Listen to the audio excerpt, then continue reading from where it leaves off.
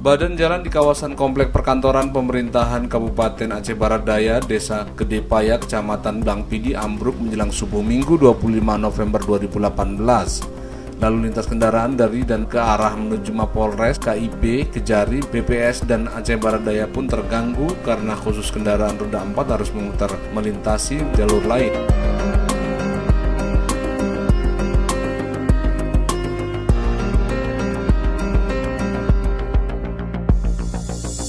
Elias, salah satu warga di lokasi, menyatakan setengah dari lebar jalan tersebut ambruk akibat runtuhnya tanggul pengaman badan jalan yang tergerus air saat hujan lebat mengguyur kawasan ini sejak Sabtu sore. Elias berharap segera ada tindakan dari pemerintah melalui dinas terkait.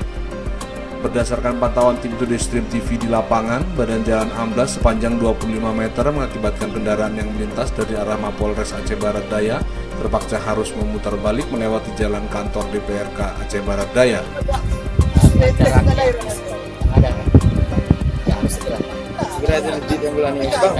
Kira-kira panjang yang roboh ini berapa, Bang? Lebih kurang sekitar 25 meter. Kalau untuk penyebabnya, Bang? Akibat hujan deras, kemudian ini karena di pinggir tebing, jadi rawan.